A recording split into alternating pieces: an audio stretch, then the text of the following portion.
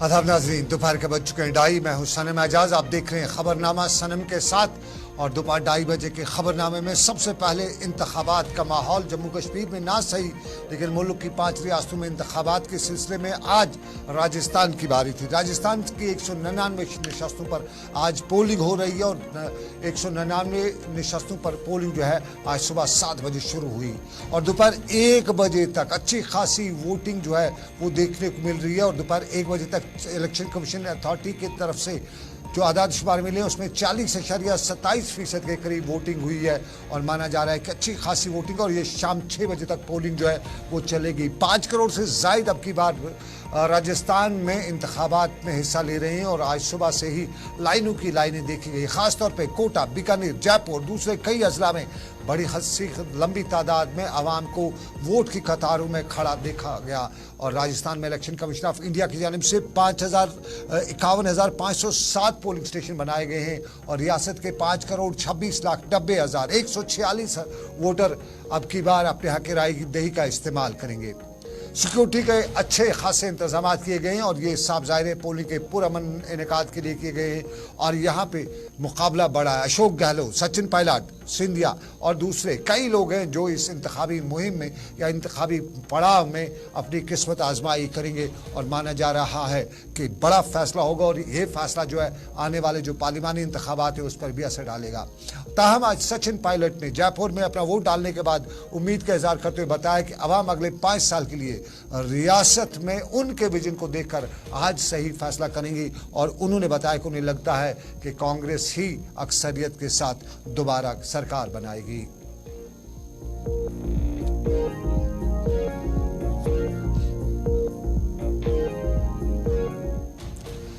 चलिए, राजस्थान में इंतखाबात हुए, बड़ी तादाद में लोगों ने वोटों में वोट डालना शुरू किए। उम्मीद है, अंदाजे हैं 70% से ऊपर जो है पोलिंग परसेंटेज हो जाएगी। लेकिन जम्मू कश्मीर में इंतखाबात नहीं हो रहे हैं और यही वाविला यहाँ की सियासी जमातें लगातार करती आ रही हैं।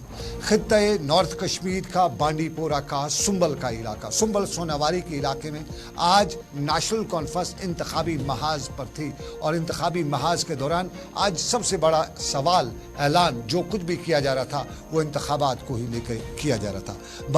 बांडीपुरा के सुंबल के इलाके में उमर अब्दुल्ला आज मोहम्मद अकबर लोन के फर्जंद हिलाल अकबर लोन की ताकत का जलवा भी देख रहे थे और जब उमर ने यहाँ हिलाल की ताकत देखी तो वाकई में बताया कि हिलाल है, चांद का टुकड़ा है, टाइगर है। और हिलाल को उमर अब्दुल्ला ने स्टेज पर टाइगर अभी जिंदा है का खिताब देते हुए बताया कि कुछ भी मामलात हों, कुछ भी सियासत हो, कुछ हालात इस तरह के हैं कि हिलाल वाकई में टाइगर बन के काम आ रहा है। मोहम्मद अकबर लोन जो यहाँ के मेंबर पार्लियामेंट भी हैं और ये उनकी कॉन्स्टिट्यूंसी भी है, उनकी तबीयत नासाज होने की वजह से वो आज के जलसे में शरीक नहीं हो सके थे और मोहम्मद अकबर लोन की कमी को खुद महसूस किया उमर अब्दुल्ला ने और मोहम्मद अकबर लोन की कमी को महसूस करते हुए वो अशक आवर भी हुए। ताहम जब उमर अब्दुल्ला ने अपनी तकरीर की तो वो कुछ उस तरीके से की कि सियासत के दरो दीवार हिलाने की कोशिश भी की। उमर अब्दुल्ला ने क्या बताया वो आपको बताते हैं और उस पर हम चलेंगे, सीधा हमारे साथी वहाँ ज्वाइन करेंगे। लेकिन उससे पहले ज़रा सुनिएगा उमर की तकरीर की एक झलक।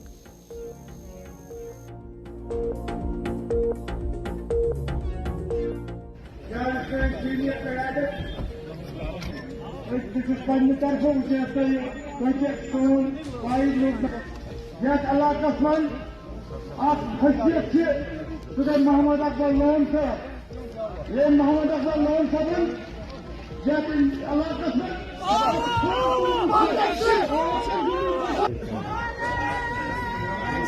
मजबूत करें।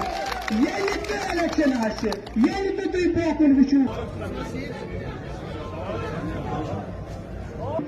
याद कि कूटा कोर खासकर नेशनल कॉन्फ्रेंसन ये वोन कि मकरू ये मान बीजेपी योर मगर तो बीजेपी ये वन हसा जोम थावन सो ये शक्ल मज दिमो सानी बीजेपी ख्याल।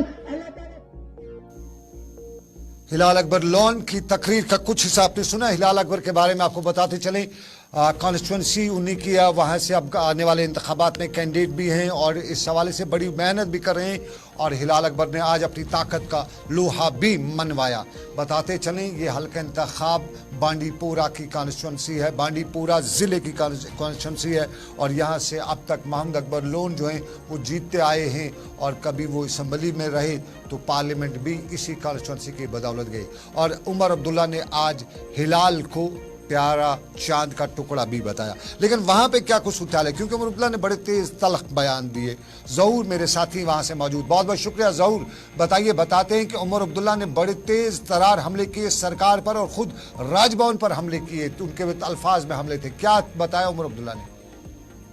जी बिल्कुल, आज जो स्पीच रहा है उमर अब्दुल्ला का, उसका कहना है कि जो यहाँ लोग जो है जूझ रहे हैं, जो यहाँ पे ठंड है, लेकिन पावर की जो सप्लाई है, जो पावर की धर्म भरम जो निजाम है पावर की वजह से, तो उस हवाले से उसने जो राजभवन में जो हमारे गवर्नर लेफ्टिनेंट गवर्नर साहब बैठे हैं उसको कोई तकलीफ ना हो जाए और उसके लिए जो है जो उसके ऐश अशरत के लिए जो वहां पे रखा जा रहा है, जो भी उसको चीज जरूरत है, कोई भी उसका जो चीज जरूरत पड़ता है आज इनके इन आयाम में, सर्दी के आयामों में, तो वो कोई टेंडर नहीं होती है।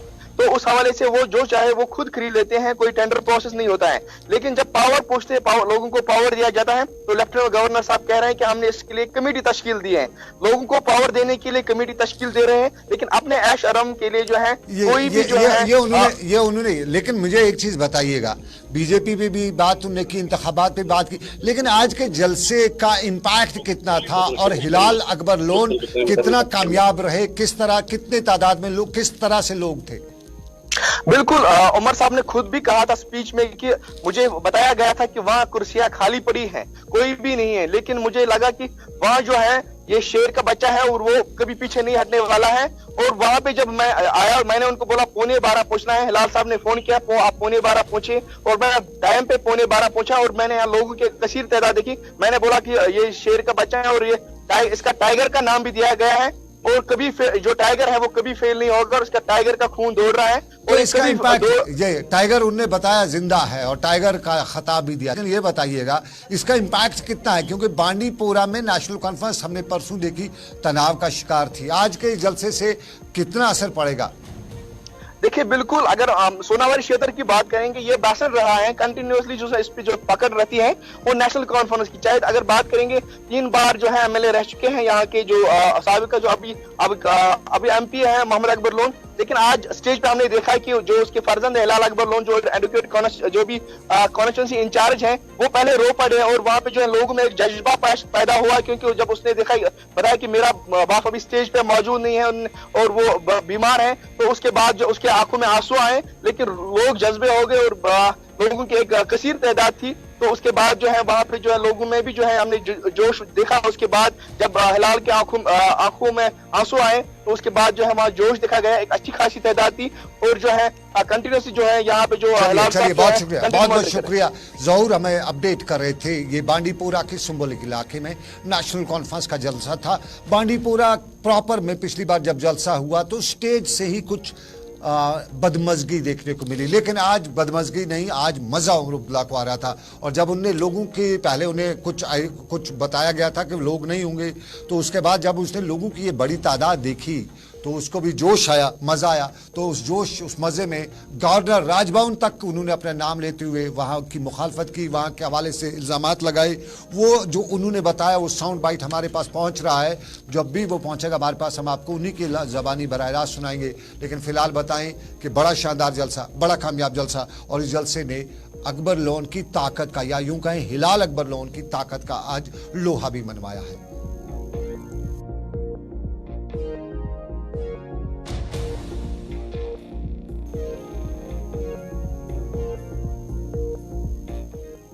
चलिए, ये कश्मीर का हाल अहवाल, लेकिन आपको खित्ते राजौरी का हाल अहवाल भी बता चलिए। याद होगा आपको, एनकाउंटर हुआ था और उस एनकाउंटर में 5 फौजी मारे गए थे, 2 मिलिटेंट भी मारे गए थे। और कल जब फौज के कमांडर ने जम्मू में प्रेस कॉन्फ्रेंस दी तो उन्होंने बताया कि 20 से 25 के करीब जो और मिलिटेंट उस इलाके में, और उनने ज़बरदस्त इंकशाफ किया। तो उन्होंने यूँ कहें एक इंकशाफ ये किया, ज़बरदस्त तो नहीं कहेंगे, हम कहेंगे थोड़ा सनसनीखेज इंकशाफ किया।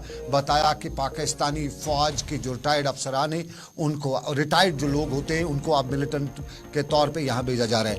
और इसी बीच में आज बाद दोपहर करीबन 1 बजे खबर आई कि एक वसी एरिया को आज फिर कॉर्डन किया गया है। कुछ मुश्तबा उस इलाके में अफराद की नकल हरकत देखी गई है। ये क्या है, कहाँ पे है, क्योंकि परसों भी हमारे साथी जमशेद ने खबर को ब्रेक किया था और बताया था कि मुश्तबा अफराद की नकल हरकत देखी गई है, कॉर्डन किया जा चुका है। इस वक्त भी खबर आ रही है कि मुश्तबा अफराद फिर देखे गए हैं, लगातार देखे गए हैं। और इस वक्त क्या सूरत है, सीधा जमशेद मलिक के पास चलते हैं राजौरी, और जमशेद हमें बताएंगे। जमशेद अगर आप तक मेरी आवाज आ रही है तो बताइए, नकलो हरकत की बात आ रही है, मुश्तबा नकलो हरकत कहां पे पाई गई है, क्या सिचुएशन है और कितनी फोर्सेस की डिप्लॉयमेंट की गई है? सनम बिल्कुल, कालाकोट के इनकाउंटर के बाद लगातार इस तरह के मुश्तबा अफराद के देखे जाने की खबरें गर्दिश करने लगी थी, जिसके बाद आज फिर एक बार कालाकोट के मथियानी के साथ कई मतदा गांव में बड़े पैमाने पर सर्च ऑपरेशन चलाया जा रहा है। क्योंकि कल कमांडर की तरफ से जो बयान सामने आया था, जिसमें खिता पीर पंचाल के अंदर 25 के करीब मिलिटेंट ट्रूप की मौजूदगी की खबर सामने आई थी, उसके बाद हाल हम ये कह सकते हैं कि लोगों के अंदर भी काफी दहशत देखने को मिली है। क्योंकि कल से लेके लोगों के बीच में इस पे चर्चा हो रही है कि 25 के करीब मिलिटेंट ट्रूप की जो खबर सामने आई है। हालांकि कालाकोट के इनकाउंटर की जहां तक बात करें, कालाकोट के इनकाउंटर भी इसी तरह सामने आया था, जहां मुश्तबा अफराद देखे जाने के बाद सर्च ऑपरेशन शुरू किया गया था। मगर आज जहां सर्च ऑपरेशन हुआ है, ये भी कालाकोट का इलाका मथियानी है, और उसके बाद ये भी खबर सामने आ रही है उसके अलावा कई मतदा गांव ऐसे और भी हैं जहां इस तरह के सर्च ऑपरेशन चलाए जा रहे हैं। हालांकि अगर राजौरी की बात करें तो राजौरी में 1 जनवरी के बाद जिस तरह के हालात बने थे, उससे लोगों के अंदर काफी दहशत देखने को मिली थी। उसी दहशत के बीच में अगर बात करें, 1 जनवरी को राजौरी के अंदर एक हमला हुआ, जिसमें 2 बच्चों में 7 लोगों ने अपनी जान गंवाई थी। उसके बाद ही राजौरी के हालात 2023 में पूरी तरह अगर कहें तो खराब ही रहे। मगर अब जिस तरह उनकी तरफ से ये बयान दिया गया है, ये एक बड़ा बयान हम इसको कह सकते हैं, क्योंकि अगर इस 31 जनवरी से नए साल के आगाज से पहले की अगर बात करें, राजौरी और पुंछ को फ्री मिलिटेंसी डिस्ट्रिक्ट करार दिया गया था, जिसके बाद दोबारा राजौरी और पुंछ के अंदर इस तरह के हालात बने। इस बयान के बाद हम ये कह सकते हैं कि राजौरी के अंदर जिस तरह उन्होंने बयान दिए, हालांकि इससे पहले सबका डीजीपी की तरफ से भी इस तरह का एक बयान राजौरी के अंदर प्रेस कॉन्फ्रेंस में सामने आया था, जहां उन्होंने कहा था 5 से 6 ग्रुप राजौरी और पुंछ के अंदर एक्टिव हैं। अगर 2 की तादाद लेके चलते तो 12 के करीब मिलिटेंट बताए जा रहे थे। मगर जिस तरह इनकी तरफ से अब इंकशाफ किया गया, इस इंकशाफ से काफी बड़ा सवाल हम उठा सकते हैं कि चलिए जमशेद, बड़ा सवाल, बहुत बहुत शुक्रिया जमशेद मलिक पूरी जानकारी देने के लिए। मेरे साथी, ये राजौरी के फिर जंगलात में इनकाउंटर नहीं बल्कि जो तलाशी है, वो सर्च ऑपरेशन है, वो शुरू हो चुका है। और इस सर्च ऑपरेशन के हवाले से बताया जाता है कि मुश्तबा अफराद की नकल हरकत देखी गई है।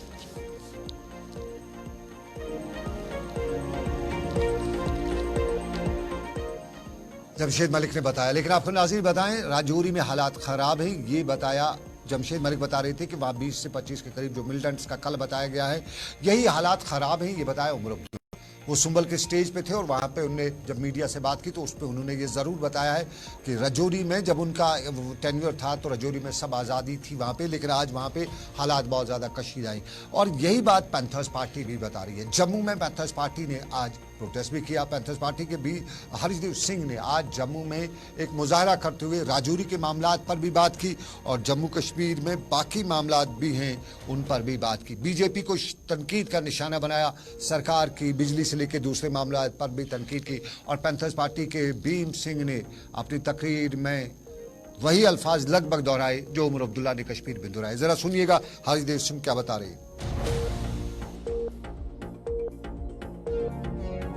The BJP's washing machine that launders the corrupt politicians, और जिस तरीके से भ्रष्टाचार का बोलबाला है भारतीय जनता पार्टी के अंदर, जिन लोगों ने सरकारी जमीनों के ऊपर कब्जा किया, जिन लोगों ने फॉरेस्ट जमीनों के ऊपर कब्जा किया, जिन लोगों ने म्युनिसिपैलिटी जमीनों के ऊपर कब्जा किया, जिन लोगों ने जेडीए लैंड्स के ऊपर कब्जा किया, उनको अपने साथ शामिल करके भारतीय जनता पार्टी इस वॉशिंग मशीन में उनको डालकर साफ कर देती है और उसके बाद उनके खिलाफ कोई भी कार्रवाई नहीं होती है। तो इसीलिए हम ये कर रहे हैं। बहुत सारे भारतीय जनता पार्टी के ऐसे नेता हैं जो नोटबंदी के दौरान करोड़ों रुपया ब्लैक मनी को कन्वर्ट करते हुए देखे गए। बहुत सारे ऐसे भारतीय जनता पार्टी के नेता हैं जिन्होंने जगह जगह आलीशान बंगले बनाए हुए हैं और सरकारी संपत्तियों को चूना लगाया है, अपने बाप दादा की जागीरें समझा हुआ है सरकारी प्रॉपर्टीज को।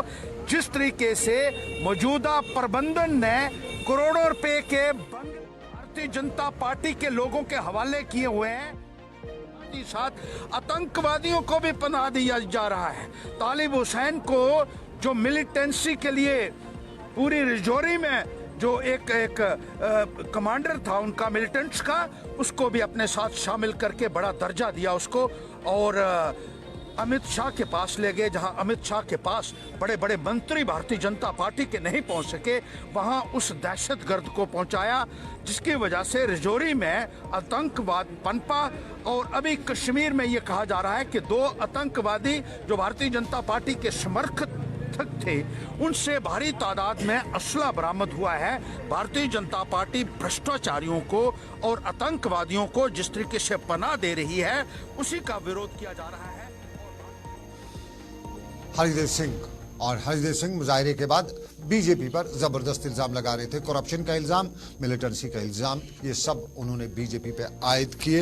लेकिन आपको हरिदेव सिंह का ताल्लुक खिते उधमपुर से है, और उधमपुर के पठानगढ़ के इलाके से एक बुरी खबर है। एक कच्चे मकान के गिरने से एक शख्स की मौत वाक़ा हुई है। ये कच्चा मकान कैसे गिरा है, इसकी खबर पे हम लगे हुए। जो ही उस खबर पूरी तफसील हमारे पास आएगी, हम आपको बाखबर करेंगे।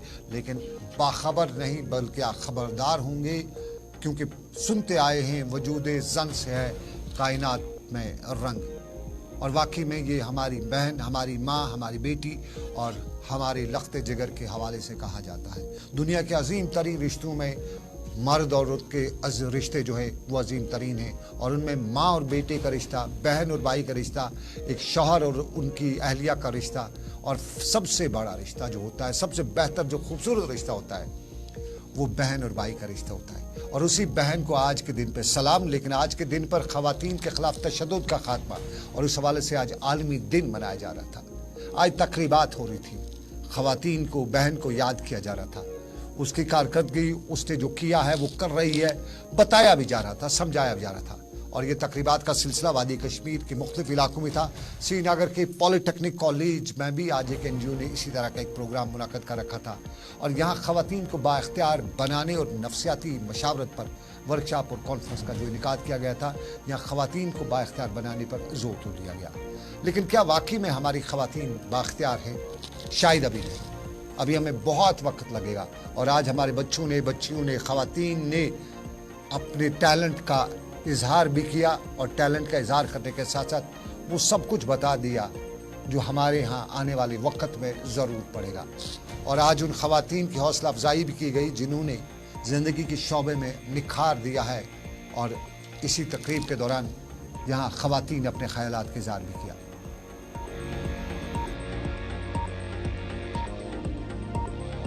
जैसा कि आप सब जानते हैं कि आजकल वुमेन एम्पावरमेंट हो रहा है, और उस हवाले से हम बहुत ज़्यादा खुश हैं। हर एक लड़की खुश होनी चाहिए जो भी हमारे इस कॉलेज से बिलोंग करती है या जिसने भी पार्टिसिपेट किया है यहाँ पे, कि हमें मौका मिल रहा है, और हम चाहते हैं कि हमें आगे भी मौका मिले इन सब चीज़ों के लिए। और हम बहुत थैंकफुल है इस ऑर्गेनाइजेशन के जिन्होंने ये प्रोग्राम किया हमारे कॉलेज में, ताकि हमारी भी आवाज़ आगे जाए, हम ना दबे। क्योंकि हर लड़की में ऐसा स्किल है जो शायद ही किसी लड़के में हो, और लड़कियां वो कर सकती है शायद जो लड़के ना कर सकते हो। और हम आज जो हमारे यहाँ प्रोग्राम हो रहा है जो कि वुमेन्स के लिए हो रहा है, आई एम सो प्राउड कि हमारे लिए इतना कुछ हो रहा है जो कि पहले बिल्कुल नहीं होता था। हमें बहुत ज़्यादा लड़ना पड़ता था, आज हमें उतना लड़ना नहीं पड़ता है, क्योंकि हमारे लिए बहुत कुछ हो रहा है। हमें अपॉर्चुनिटीज़ दी जाती है, हमें जॉब्स दिए जाते हैं, हमें स्टेज दिए जाते हैं जहाँ हम बोल पाते, जहाँ पार्टिसिपेट कर पाते, अपनी आवाज़ आगे रख पाते। क्या आज का प्रोग्राम क्या बार बार हो जाना चाहिए? देखिए, हमने अपनी बेटियों को, अपनी बहनों को साइकोलॉजिकली स्ट्रॉन्ग करना है। वुमेन एम्पावरमेंट की बात ही कर रही हूँ मैं साइकोलॉजिकली इनको स्ट्रॉन्ग चाहती हूँ। ये चीज़ अपने पेरेंट्स से होगी, और पेरेंट्स को आगे आके इनको स्ट्रॉन्ग बनाना चाहिए। बेटियों और बेटों को बराबर का हुकूक देना चाहिए। ये ना हो कि बेटियां घर से जब चली जाती हैं फिर माँ बाप भूल जाते हैं कि उनका भी थोड़ा हक रहता है घर में। अब तो कानून है उस चीज़ के लिए, लेकिन उनकी जो प्यारी प्यारी जो छोटी छोटी गुड़ियाँ रहती है पीछे, उनके कमरे को डिमोलिश मत करो, उसको मेहमान का घर मत बना दो, वो वाला रूम मेहमान हाउस मत बना दो। आज बेटी का दिन, बहन का दिन, माँ का दिन, अहलिया का दिन, अजीम रिश्तों का दिन था। और आज के अजीम रिश्ते पे वो आम तौर पे हमारी लड़कियों ने, हमारी बच्चियों ने अब ये साबित करना शुरू कर दिया कि why should boys have all the fun. आज हमारी बेटियां आगे हैं, चाहे वो दुनिया का कोई भी इम्तिहान हो उसमें वो आगे आगे बढ़ती जा रही है। लेकिन इस आगे बढ़ते हुए कुछ कदरें हैं, कुछ असलाफ के असूल हैं, उन पे भी हमारी बहनों, हमारी बेटियों को जिम्मेदारी रखनी पड़ेगी, उस पर नज़र रखनी पड़ेगी। क्योंकि माँ बाप के लिए बेटी कभी बोझ हुआ करती थी, लेकिन अगर आज की तारीख में बोझ नहीं है, लेकिन एहसास जिम्मेदारी भी है। और उस एहसास जिम्मेदारी में बेटी को भी ख्याल रखना पड़ेगा कि उसके पीछे, उसके आसपास बहुत से रिश्ते हैं जिनकी उस पर नज़र है, और वो रिश्ते बहुत ही अजीम तरीन रिश्ते हैं। लेकिन आपको नाज़रीन, अब ज़रा एक और मामले की बात करें जिस पे कश्मीरी लड़ रहे हैं, जूझ रहे हैं। वो कड़ाके की ठंड है।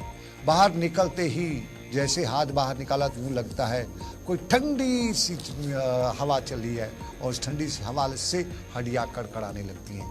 ये बाहर का मौसम है, और अंदर का मौसम में मिजाज में ज़रूरत थी बिजली की, लेकिन वो बिजली है नहीं, कम ही है। और इसी बिजली को लेकर कश्मीर में सियासी जमातें, आम आदमी सब गुस्से में हैं, सरकार पर इल्ज़ाम आयद कर रही है। सरकार ने कल जम्मू में बाज़ाब्ता तौर पर प्रेस कॉन्फ्रेंस करते बताया कि हम मीटर और नॉन मीटर के में बट्टे पड़े हैं, और नॉन मीटर को फ़िलहाल कुछ जुर्माना यानी 15% का एक्स्ट्रा जुर्माना ठीक आम लोग इसे कहते हैं वो देना पड़ेगा, मीटर्ड इलाकों में फ़िलहाल नहीं। लेकिन बडगाम में आज डेमोक्रेटिक प्रोग्रेसिव आज़ाद पार्टी ने मुजाहरा भी किया, और इस मुजाहरे के दौरान बिजली के बवाल पर ही बात की। मुजाहरे के दौरान यहाँ यही बताया गया कि आखिर कहाँ जा रही है हमारी बिजली, कहाँ है ये बिजली, और इस बिजली के लिए क्या करना पड़ेगा आखिर हमको। कुछ लोग तो बिजली प्रोजेक्ट्स की वापसी की बात कर रहे हैं, और आपको सोशल मीडिया पे एक प्रोटेस्ट रात का भी मिलेगा। अगर जो उस प्रोटेस्ट के हवाले से बहुत से लोग अपने अपने तरीके से रायज़नी भी करें, लेकिन हालात इस तरह पहुंचे कि रात के वक्त भी अंधेरे में लोग बाहर निकल के नारेबाजी कर रहे हैं और बोल रहे हैं कि हमारी बिजली कहाँ गई। बडगाम में भी वही कुछ बोला जा रहा था, लेकिन दिन के उजाले में क्या बता रहे थे बडगाम में, ज़रा सुनिएगा।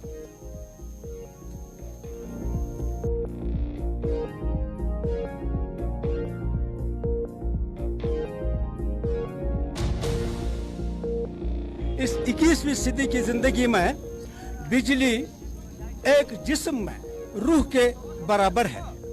अगर इस रूह को जिंदगी के जिस्म से निकाला जाए तो मानो जिंदगी की मौत होती है।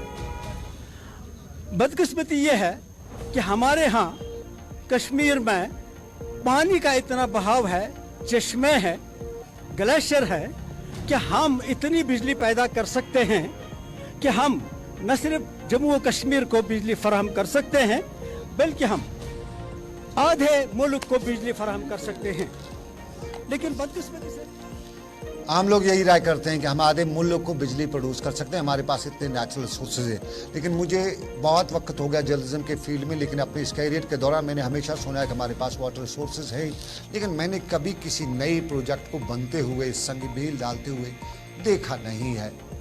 शायद सिर्फ किसी भी सरकार में, आज की बात नहीं, किसी भी सरकार में शायद हम पूरी तरह से दावा नहीं कर सकते कि हमारी सरकारों ने बिजली के हवाले से कोई बेहतर कदम किया हो, कोई प्रोजेक्ट लगाया हो। लेकिन बताएं आपको, आप देख रहे थे दोपहर 2:30 बजे का उर्दू खबरनामा। मुझे दीजिए इजाज़त इस उम्मीद के साथ कि रब कायनात की मर्जी अगले बुलेटिन में फिर होगी आपसे मुलाकात। आप रखिए अपना ख्याल। अल्लाह हाफ़िज़।